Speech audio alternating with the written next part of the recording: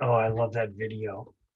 I'll introduce myself in a minute, but I play that video when I do a talk on the social brain. And we often think, what is it that makes us different from every other species?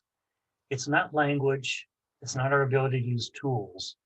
It's that our social brain is so well developed that we can work together with groups of people. We can see people from thousands of miles away and understand their intentions and feelings. And it's what Matthew Lieberman calls our superpower. Well, hello, everybody. I'm Curtis Kelly, I'm an American talking to you from Japan, and welcome to today's webinar. It's the fifth webinar in a series aimed at supporting teachers in Australia and New Zealand, so we're happy that you can join us. I'm Curtis Kelly, and I'll be the presenter today with Nigel McQuitty and Steve McIver in the background there. If you have any questions during the presentation, type them in the chat. In fact, everybody open your chat and feel free to share links or talk to each other or put in any questions that then Steve and Nigel can ask me later. Okay, the webinar will be recorded and uploaded to the Cambridge YouTube channel next week. All right, shall we begin? Again, I'm Curtis Kelly. I'm speaking in American English. Sorry about that. I live in Kyoto, Japan, where I'm now joining you from Zoom, so it's a little bit turning into winter here, so a little bit cool. And today I'm going to talk about one of my favorite topics, the brain and stories. I'm a definite brain nerd. In fact, I established the brain SIG and JOLT here, which is, we're looking into neuroscience and how it connects to language teaching. Also, I produce a magazine that connects language teaching to brain science, and we have an editor and a number of subscribers here in Australia. So I'll give you the link for subscribing later too. Yeah. Okay. So stories, the perfect frame for learning. Now, we've known for a long time that there's something special about stories. We can take in information more quickly and hold it longer from a story than almost any other mode of delivery, certainly much longer than an explanation. The question is, why are stories so brain compatible? I'd like you to think about that during this presentation, see what answers you can come up with. And I think that neuroscience tells us there's about 5. And first of all, I'll show you some of the research that shows that stories are better tools for learning. But before that, since this is a presentation on stories, let's start with a story. In fact, I'm going to show you something that I think is a great technique for using stories in the classroom. It's something called a digitale. This was developed by a guy from Hawaii, like myself, Rex Tanimoto, at Osaka Gakuen University. And basically, a digitale is a PowerPoint file with 1 picture per slide and 1 sentence per picture, 1 or 2 sentences per picture. Students can draw them themselves or get them off the internet or whatever. And it's really good to use with low-level learners or high. In fact, he used it in the teacher training program. He had the English teachers make digitales too. So here's the first one he ever showed me. And it's the one that really caught my heart. It was my sort of love at first sight. But this is the digitale made by Yuki, Akiko, and Akiko, 3 first-year students of his. It's the first one he showed me. And you might want to get some tissue out because you're either going to laugh or cry when you see this. Okay, here goes. James hated himself. He was weak, fat, and short. He was also afraid of girls, and he couldn't talk to them without feeling nervous.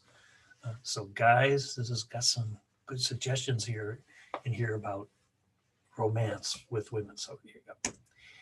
After going to a restaurant, he fell in love at first sight with a waitress whose name was Jenny. I recognize those stares from our university. He went to Jenny's restaurant every day. His love for Jenny made him stalk her. Uh-oh. James followed Jenny home every day.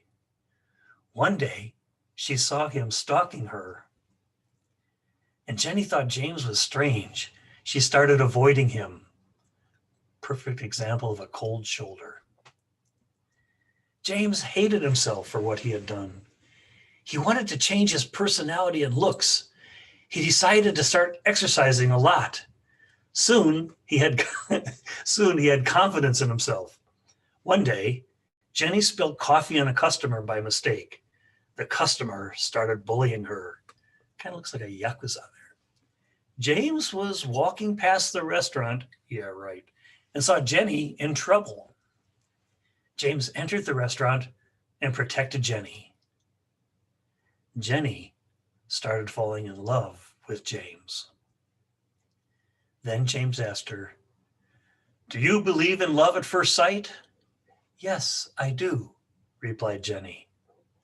And after a few years, Jenny again said, "Yes, I do," during their wedding ceremony in a church. And they lived happily ever after. Okay, guys, did you pick up on that? That's how it works. So, but that's a digitail. You know, that was the first one I saw, and it caught my heart right away. And since then, I started to work with Rex. I moved to his university. And I saw some other ones were made by high school students and university students. They'd either draw their own pictures or take things off the internet. That was not the best I ever saw, but it was the first, but there were so many good ones. And I wondered, why did this technique appeal to me so much? And I think it's because the shift to the left that we've been experiencing in language teaching in the last 20 or 30 years, and what's called the age of psychometrics. And by the shift to the left, I mean we're focusing more and more on input skills and less on output skills. I mean, think about it. The TOEIC, the IELTS, the TOEFL, all these tests that measure English ability are just measuring comprehension skills, input, listening comprehension, reading comprehension. Yeah, true. Cambridge and TOEIC and IELTS and TOEFL, they've all developed speaking and writing output tests as well that nobody takes. So there's been the shift to the left towards an input orientation towards English proficiency. And that has some serious consequences. One is that it favors certain learners over others. In particular, these two learning styles, analytical versus relational. Now, you won't find this learning style in the literature in language teaching. You know, Rebecca Oxford did some great work on learning styles, but this came out of actually mathematics. But it really fits to me the kind of students I've taught. Analytical learners study by themselves. They're motivated by grades. They're very good at remembering details, the engineering student types. But their kind of understanding of the global picture or the social picture is not always that good. Relational learners are more motivated by each other. They learn better in pairs or groups. They have a very good sense of what's happening globally, but aren't very good at remembering details. Well, these tests and this kind of incremental scoring of learners, which type do you think it favors? And entrance exams, of course, the analytical ones. But that's not true for digitails. Here's a beautiful output-oriented technique that allows people to be creative, to be communicative, to include the visual aspect along with the verbal aspect.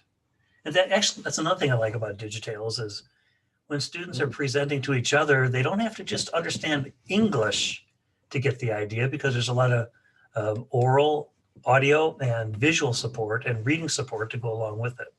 It's truly multisensory. So I thought digitails was going to be the next big thing after extensive reading, but it didn't become so for reasons I'll explain later. Well, so storytelling has this place in education that we've always kind of known, but it's always sort of been off to the side as well. But let me show you some of the research that shows that stories are more effective in learning information than lectures or explaining. Let's compare stories listening to a story versus listening to an explanation.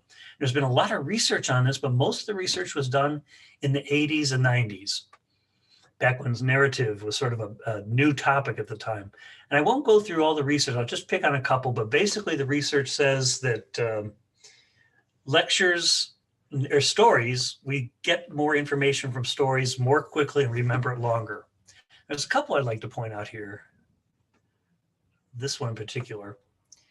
Narrative texts are read faster and remembered twice as well as expository texts.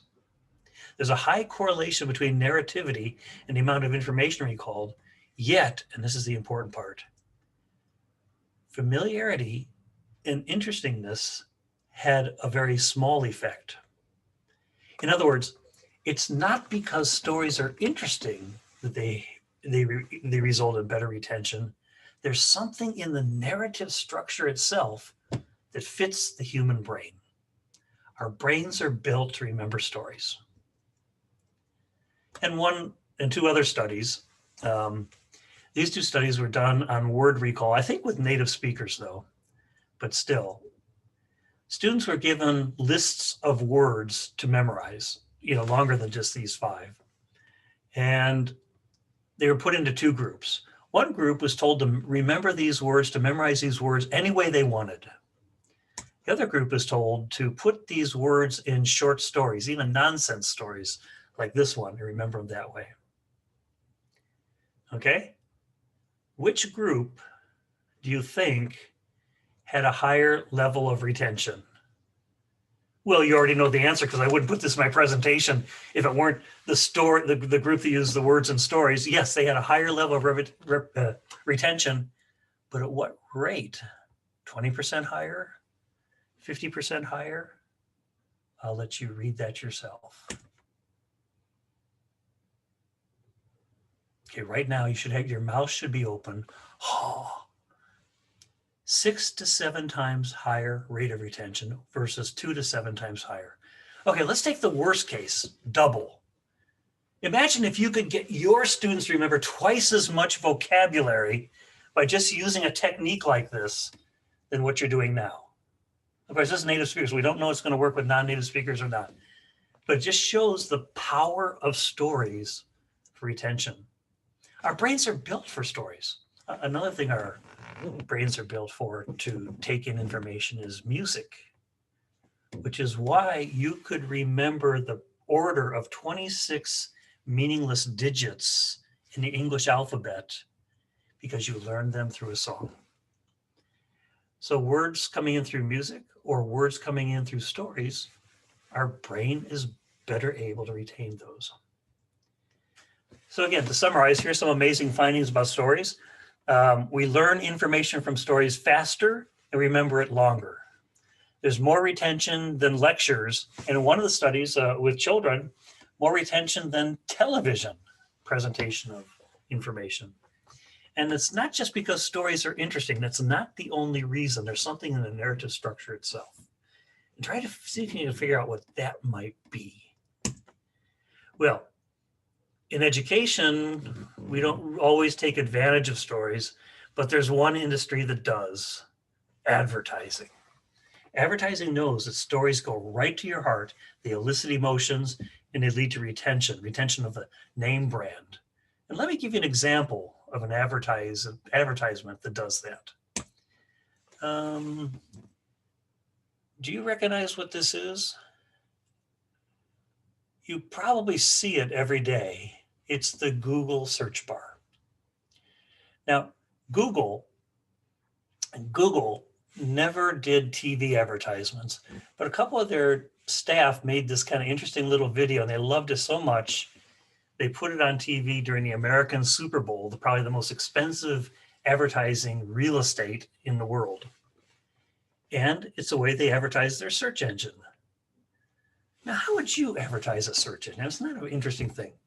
Shows that it corrects errors, or can show maps or flight times, or that you can search almost anything.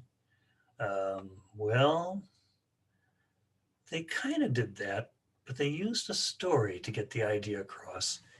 And just watch this very carefully. Read what the person types into the search bar. Okay, here we go.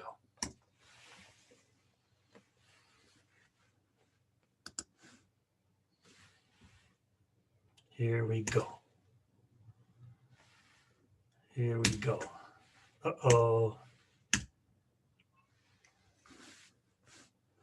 I'm having a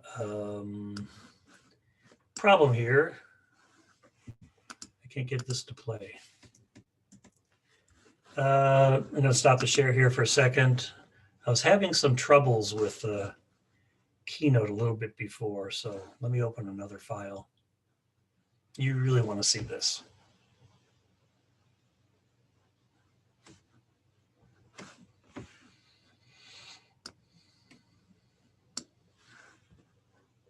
Bear with me for a second.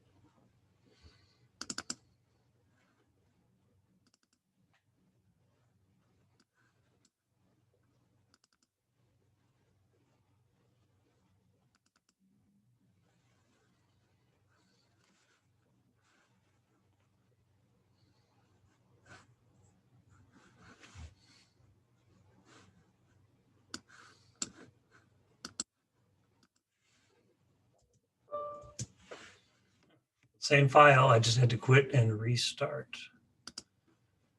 Okay. Share the screen again.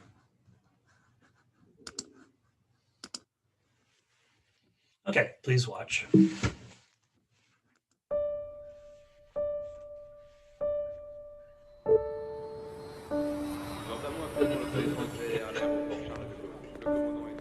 Hello, bonjour.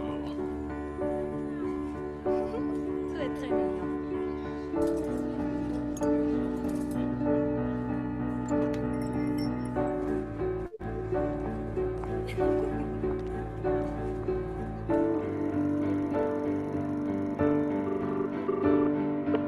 Alors?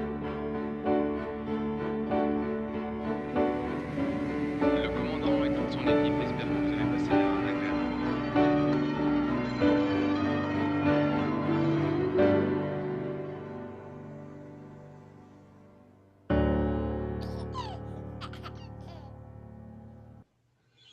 Oh, I feel the shivers going up and down my back now. That was a little bit fast, but basically there's an American study abroad student who goes to France. He meets a woman. He has to go back to America, but he's still in love with her. He looks for a job in France, goes back, searches churches because they're going to get married. They get married, and the very last type into the search box we see is how to assemble a crib, and a crib is a baby bed. Okay, so let's watch it one more time.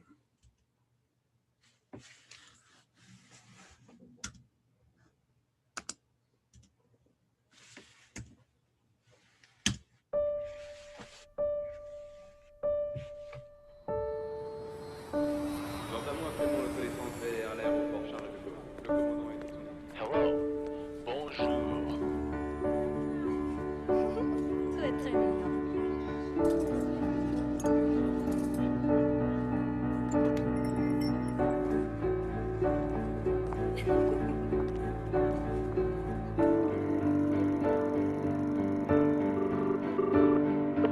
Alors?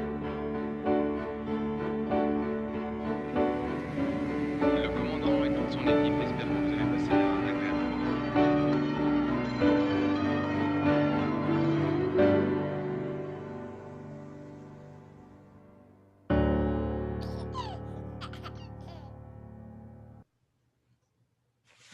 So how do you feel right now?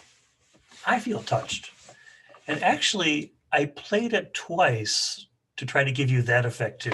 And I know if we had cameras on right now, there'd be somebody that'd be, kind of with a tissue, maybe wiping their eyes or looking very moved. And I played it twice for that reason, because the first time, this is a problem with cognitive load.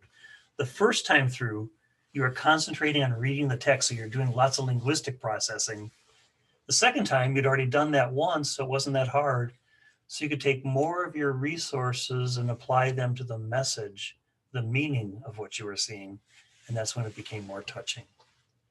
But the point is, if Google can take something as boring as a search engine and make it this moving for us, using the power of stories, then why can't we?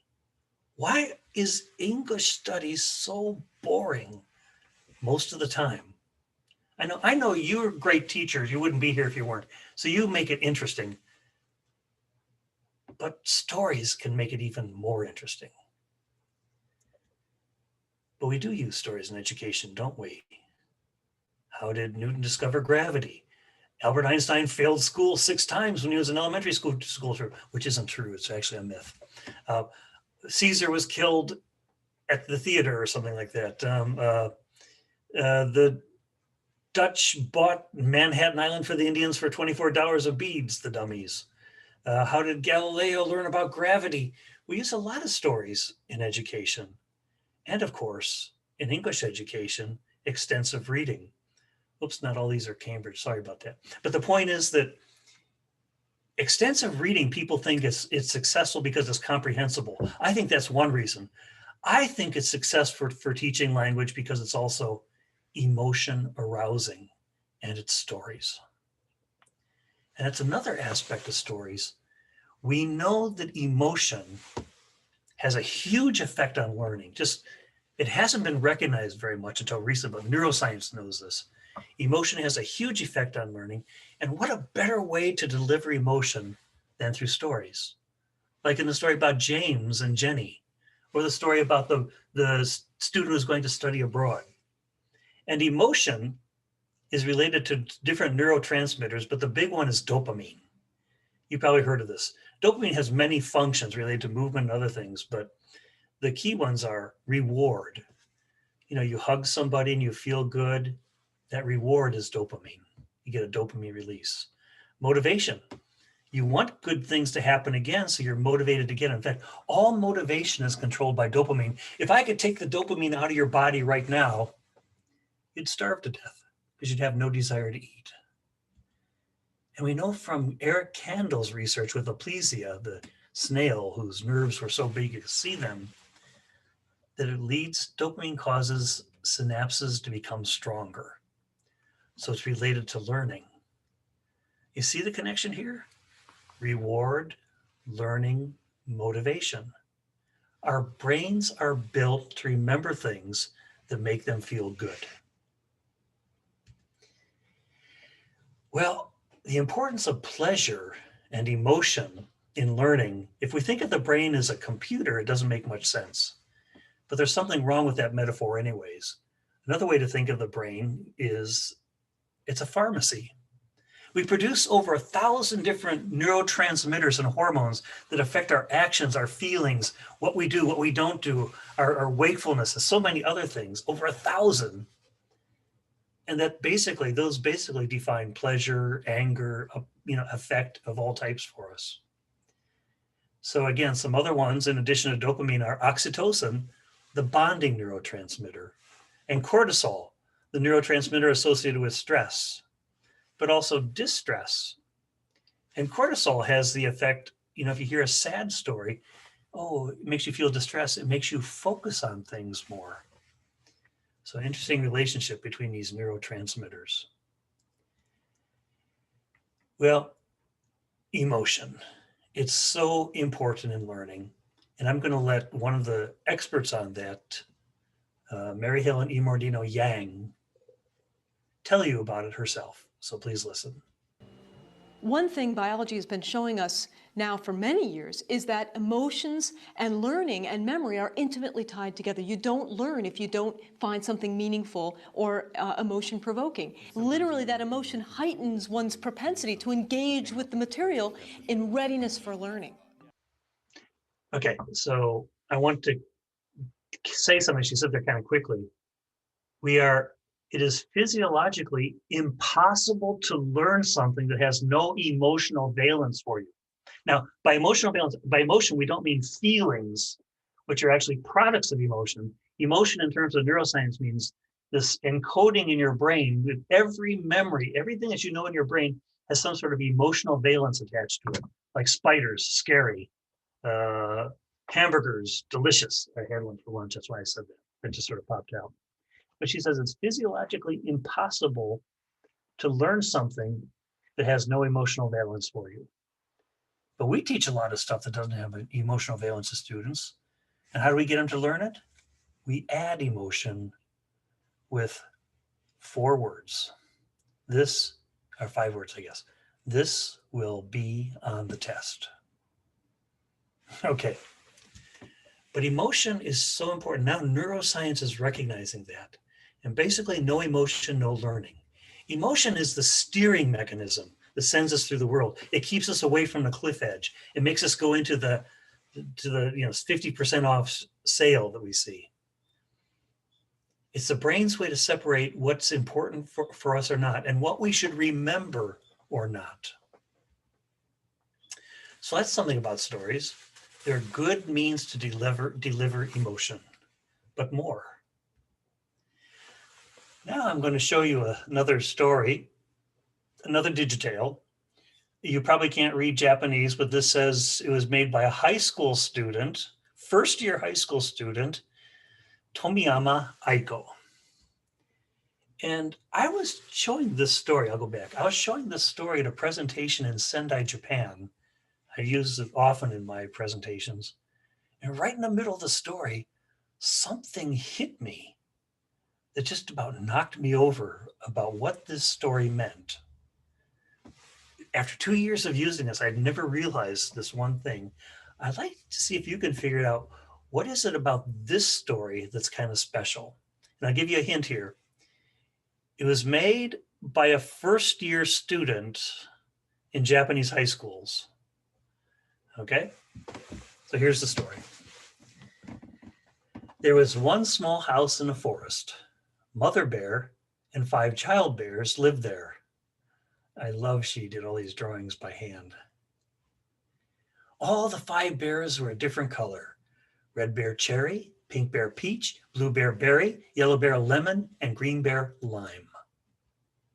The children thought, we all have the same face. What if we all become the same color? Mom won't know who we are. Children made their bodies pure white with paint.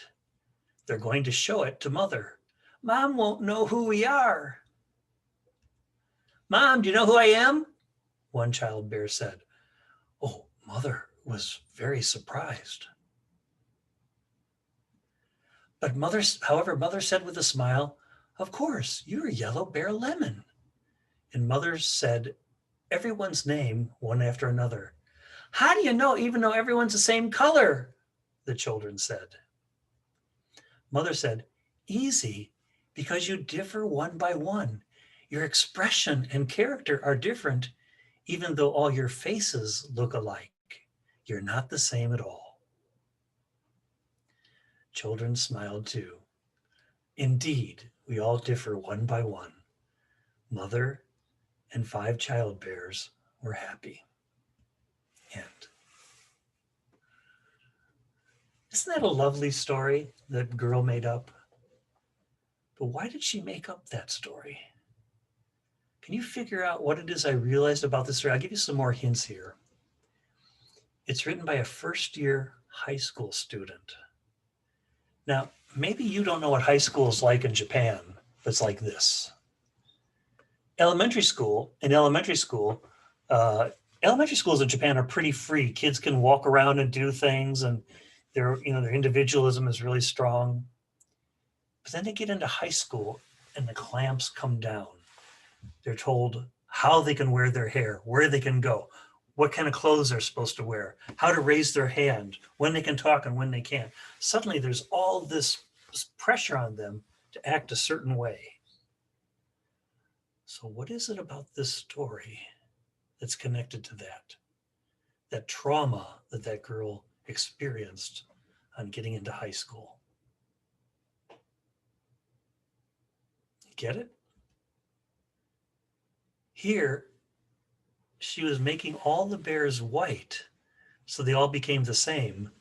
But Mother came back and said, no, you look the same on the outside, but you're still different one by one on the inside. This was her way to deal with that trauma of her and her friends losing their identity. Because we know with teens, The need for individualism just starts shooting up in the teen years, but schools suppress it. And that suppression is painful to some degree. And so this became her story. That she had to wear the uniforms like everybody else and cut her hair a certain way, but they were still different one by one on the inside. And that brings us to another superpower of stories. And this was said by E.O. Wilson. I think he's the guy that wrote the book Charlotte's Web, and he was a biologist too. But he said, very wise bit of information. The stories we tell ourselves and others are our survival manuals. I mean, think about that. We didn't have universities until a couple hundred years ago. We didn't have universal education until even more recently. In fact, there was the first time classroom teaching was done was way back about 1100 AD, but there's still hundreds of thousands of years that people have existed. And how did we pass on information from one generation to the next? The elders, the olders, the parents telling stories to the children. Well, if you meet a bear, go up a tree, don't go in the river, or something like that. And so, stories are survival manuals. They're ways for us to take in information about how to live life. And there's even research that suggests that neuroscientists Oatley and Mars reported 2 studies that show that people that read a lot of fiction tend to be better at understanding other people's feelings. They tend to be better at understanding complex social situations and empathizing with others. In fact, fiction, most of the fiction we read are manuals that help us navigate the truly intricate social world that we live in, our relationships. About 50% of all the novels produced are romance novels, and 95% of the people that buy them are women. And that's why women are so much better at understanding, romantic relationships than men are, like myself, who tend to make more mistakes. But yes, stories are survival manuals. Well, wait a minute. And and there's even some research that shows that when somebody starts telling a story, they have these emotional reactions. And actually, the person who's listening to the story gets the same reactions at the same time after a little while. So it's like a brain linking that happens in stories that doesn't happen in other means of communication. So why are stories so compatible? Because they're manuals for life. Oh, wait a minute. Manual. This is about 5 colored bears. When I think of a manual, I think of something like this. Push this button. If this doesn't happen, push these 2 buttons to reset it, blah, blah, blah, things like that. How can 5 colored bears be a manual about life unless we're bears and have different colors or something like that? Well, of course, that brings us to another special feature of the brain that makes stories powerful, which is metaphor. Do you recognize this person? Yep, that's George Lakoff. George Lakoff and Mark Johnson wrote this amazing book called The Metaphors We Live By. Metaphor is a fundamental mechanism of the mind that allows us to understand complex things. And he was talking about language, and at that time there's a little research in neuroscience on it that he was aware of. But basically, we understand things through metaphors, and not just some things, everything that's complex. We have some kind of metaphor that builds it up. For example, if I think about, I have the sister-in-law that's always sitting on the sofa watching TV, hardly ever moving. So what do we call her? Couch potato. Perfect metaphor for someone like that. And other metaphors like these. So stories, what makes them so useful is they are metaphors for things that are happening in our own life. Just like the colored bears were a metaphor for that girl wearing a uniform and having that experience. We can take stories and apply them to any other kind of situation. And in fact, the brain works through metaphor more than we've ever realized before. Neuroscience is finding this too. In fact, in a way, every image mental model that we have starts with our own physical experience with it. For example, if I see a cup, it's going to activate parts in my visual area of previous cups that I've seen or experienced. It might activate the auditory area for what a cup sounds like when you hold it, an empty cup. It'll activate the motor areas for lifting a cup and taking a drink or doing something like this. It'll activate the somatosensory cortex for what a cup feels like. All of these neurons that are represented to my own experiences with cups will be activated when I see a cup, and that's how I know what a cup is. Cup is defined by these neural networks from our own personal experience with it. And here's the thing. Those same areas get activated when I see the word cup. And this is called embodied simulation. And just like if somebody says, Justin Timberlake has a velvety voice, the somatosensory cortex area for the feel of velvet will become activated to help us understand velvety voice. So that actual physical experience is a metaphor for velvety, the adjective like that. So our brain works through metaphor. And I don't know, maybe you might have seen this a couple of years ago, the brain dictionary. These technicians, after doing some research, showed us where each word was, 1,500 words were located in the brain. But this is wrong. Our brain is not at all like a dictionary. The meaning of a word is spread throughout, and even the researchers themselves said this. I'll let you read that by yourself.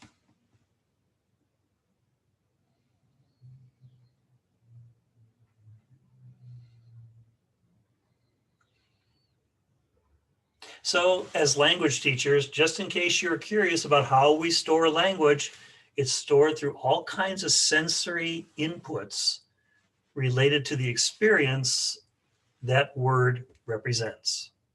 And for abstract terms like justice, we also have sensory experiences or visions of scales or other things that help us understand what that abstract term means in a much more complex combination of networks.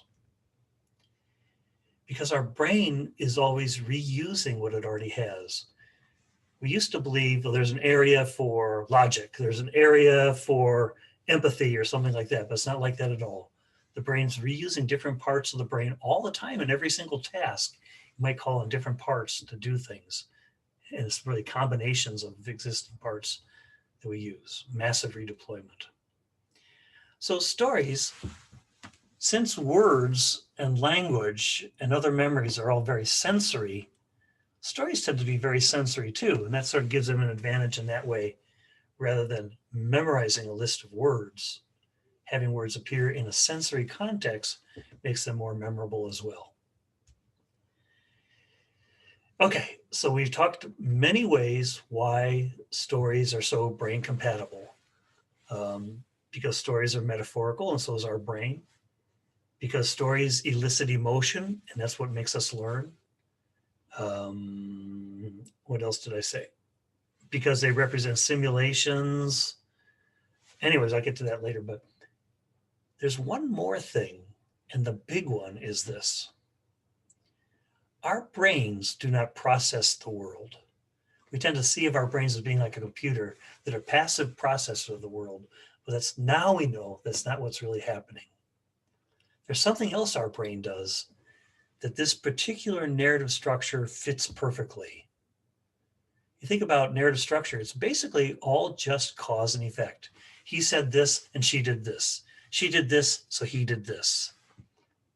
And that fits the way our brains work because our brains are not processing machines, they're prediction machines. We now believe the only reason we have memory is so we can predict our immediate and far futures.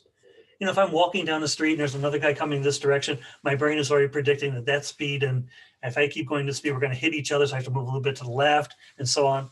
We're predicting all the time, irrepressibly, maybe thousands of times every minute. We're predicting things. We have to predict things that we've never even encountered. For example, I know you've never been on this road and you've never seen this truck, but watch your reaction with this. Whoa. Oh, yeah. Did you feel your neck muscles kind of moving your head, even though this is a video? And that's exactly what saved that particular driver who was taking this picture, because we're always predicting what's going to happen. We've never been hit by a tire, but we already have this model that says something big and heavy flying through the air is a danger to us. And so we move out of the way. So that is maybe the most important answer to the day. Our brain is doing predictive processing. In fact, we just gave a group of predictive processing nerds and myself just gave a presentation on this 3 days ago. But predictive processing, that our brain is always predicting things, is a huge idea in neuroscience these days. I'd be glad to teach you more about it if you send me a mail later. So stories, they elicit emotion, they're life manuals, they're metaphorical, and our brain likes metaphor. They're language and context with sensory, they're cause and effect. And that's why we learn more from stories, remember more from stories than explanations. So how to use stories in class? Well, you can do digitales, but that's not always so easy. My case, I've collected hundreds of stories that I tell. In fact, I've got something to put in the chat here for you. A few stories. Sorry, everything's kind of cluttered here. Here it is, okay.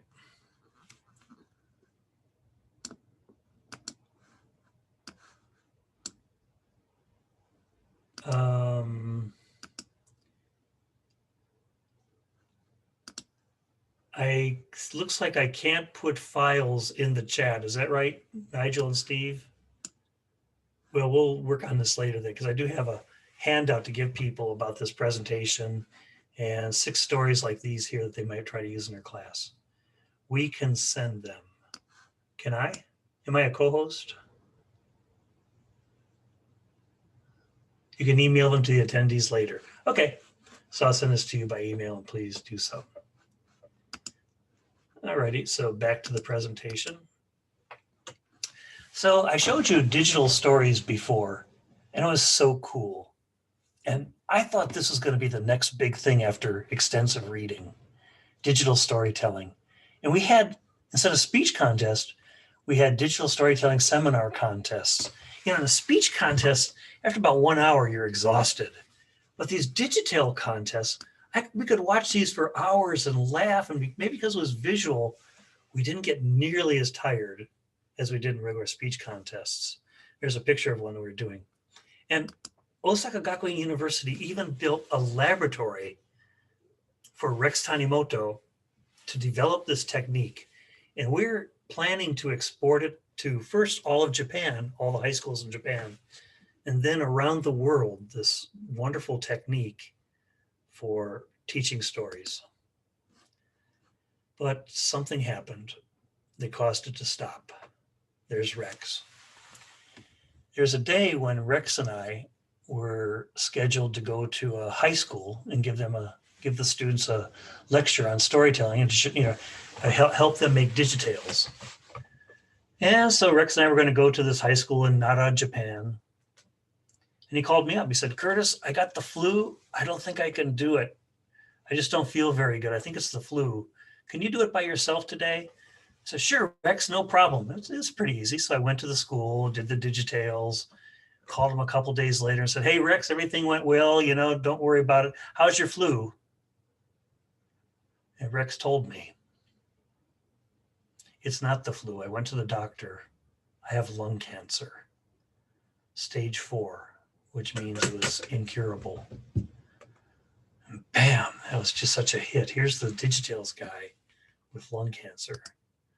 And I went to visit him in the hospital, and we took a picture of him holding cigarettes and a beer to pass around to the university staff to show that he was really just having a vacation. We started these lies, but Well, that was the end of Rex.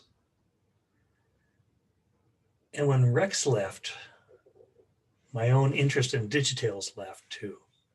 I didn't do anything with it until last year.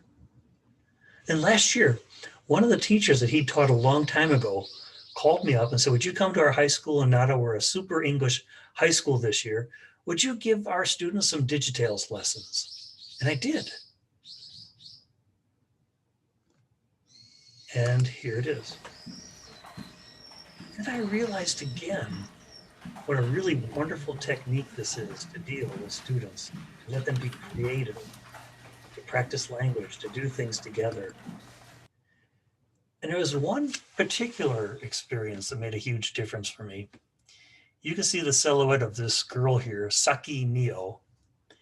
And before class, her teacher told us she's the worst student in the class in terms of English. Her English is really bad. But she made this cute little digitale with her limited ability in English that everybody loved. It was definitely the favorite one in the class. And it had a huge effect on her. So please watch.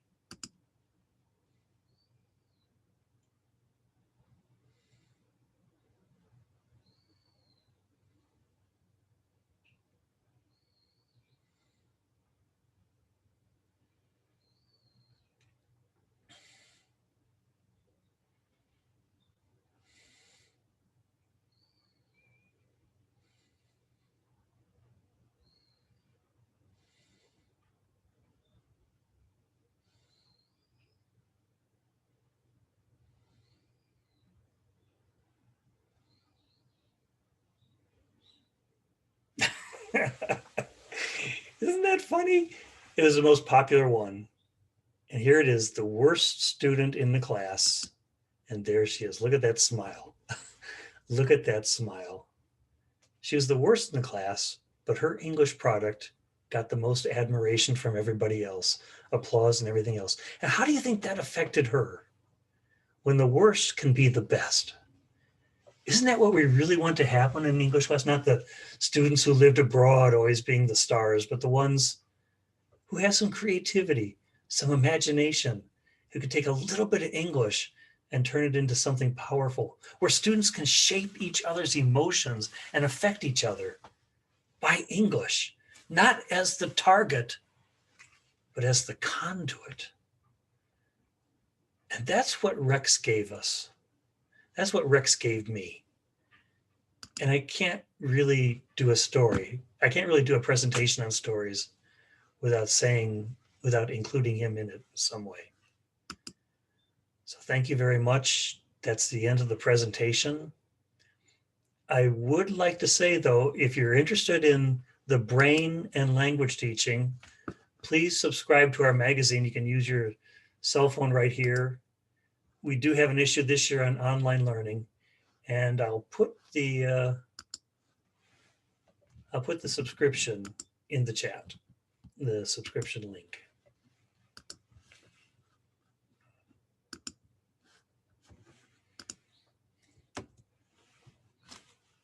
Okay, there it is in the chat. Okay, thank you very much. It's been good. And guys, you want to take over? Hi, Curtis. How's it going? Thank you very much for that. Hi, everyone. My name's Nigel, from ELT Manager from Cambridge University Press. And I'm just going to do a few questions and answers, hopefully, with Curtis. So I have the first question that I have here is, obviously teachers are very busy these days, preparing stories. I mean, how do we actually get students to find the stories in their lives and perhaps bring them to class? How would we do that, particularly in this sort of age of remote learning? That's a great question. First of all, I think there's two ways you can use stories. You can tell a story or present a story to students from you as the teacher, or you can have them gather stories. Now, for you presenting stories as the teacher, I've got a pile of stories that I've collected. There's lots on the internet. And usually just if there's like 2 or 3 minutes at the end of the class, I'll end with a story. I don't do vocabulary practice. I don't do comprehension questions. I'll say it in English slowly, then I'll summarize it in Japanese, and that's enough. You don't need to embellish it with all kinds of language teaching techniques because a good story is like that. Now, in terms of the content of the stories, choose stories that represent life in this world, not life 1,000 years ago when the main messages were to stay out of the forest and don't trust strangers. And there's lots of great videos online. I'll also share the link to my folder that has videos like the one of Where's Matt, the guy dancing. Some very touching stories from Thailand on YouTube. Okay, let me get that out here too. Then I'll get to the next question that you asked. So that kind of links quite nicely into the next question, actually, which is how important are the visuals and narratives? We know obviously there's a lot of extensive readers and things like that, and many of them don't have pictures in them. Are pictures, how important are they for the narratives, and are they more important at lower levels, or do advanced learners still need visuals, or what do you think about that? Well, that's a good question. My personal opinion is that especially for lower level learners, pictures are essential. They help us visualize the language. It's multi-sensory input, so it leads to better input that way. Maybe for higher level students, just reading, they can create their own internal pictures, which we know is happening. So that might be all right. But research done by here in Japan with extensive reading, Takase sensei, found that having students start at a very much lower level than their ability, with graded readers with lots of pictures and just a few words, their increase in comprehension was faster than starting at a little bit below their normal level. And she thinks it was because of the pictures. And especially their comprehension ability went up in the area of listening skills. Oh, interesting. So yeah, I think pictures are important and visuals are important, but again, for maybe higher level learners, just text, again, pictures will be internal. Okay, that's great. And a really great question here from Nina. It's what about the skills, listening, reading, speaking, grammar? Can we also teach those sorts of skills through storytelling and narratives, or is it mainly to sort of course, listening and speaking? Of course, any oral skills, speaking or writing. Of course, reading. Yeah. Grammar. That's a good question, grammar. But I think you could probably choose a grammar, an element in syntax or grammar that you want to teach and work it into a story in some ways. Like perfect present, for experience or whatnot. Yeah. Have you encountered many students who were just not really into stories? How did you overcome that obstacle, or is it a story something that we all share? I think everybody loves stories. Otherwise, we wouldn't have television, movies, or anything else. But it'll depend a lot on what kinds of stories you get. And there'll be some kids that are maybe a little bit hyperactive and not able to sit through a story very easily. So sometimes in some classes I've had that kind of a problem, but they won't sit through anything very easily because ADHD type learners. Yeah. What do you think, Nigel? You've been into stories for a long time. Well, I think, as you said, I think stories are something we all share, whether people like horror movies or comedies or thrillers or, and everybody, most people are reading books these days, and if they're not, then at least they should be. And, there's no difference with language learners. And I think, particularly with the Extensive Reading Foundation, they showed a lot of improvement in learners listening, reading, writing, speaking, and grammar through the use of extensive reading, Yeah. And I think if somebody's resisting stories, it might be the kind of story. Like, I don't like to get told children's stories as an adult. Or I don't even like fiction. I don't like romance stories that much. I love nonfiction, but all those are, history. But that's a story. Reading a book about the Civil War and Lee and McClellan and how they worked off each other's personalities to win battles. Steve McIver just put in, Chris, you share the Dropbox links to all the attendees, please. I just put it in above that. It says my folder of videos. It's a Dropbox link to my folder of my think- favorite pre-Zoom class music, and at the end of class, touching videos that I picked up from the I internet. think you just sent it to the panelists, actually, Curtis. You might need to change From it. me to the panelists, yes. You need to go to all attendees as well. Oh, panelists and attendees, my apologies. But And yeah, it's interesting. And I remember watching presentations about extensive reading, rather than saying to your students, like, everybody's going to read this book. You put a selection of titles at the front of the class and say, come up and, read through a few pages and choose a book that you like. Yeah. And you can't sort of force everybody to read something that they're just not into. Okay. I don't think I have one thing I was going to say before, but didn't get to it. The first person asked, how can we get students to bring in their own stories to tell? Yeah. Just a second, let me finish this in the chat.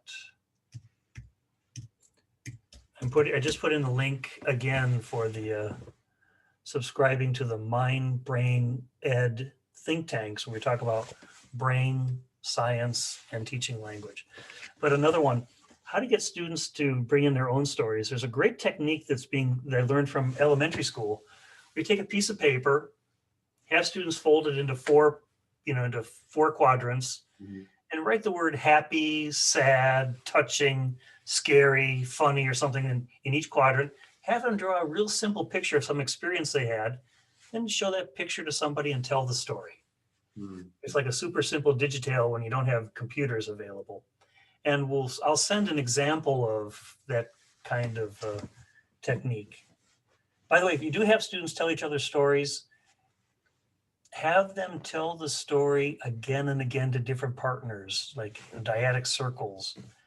It's not till you get to about the fourth or fifth time that you really get the story down and know where to put the emphasis and the pauses and everything else. There's too much that we do in language teaching. We just do one time and then go on to the next and don't allow mastery to occur.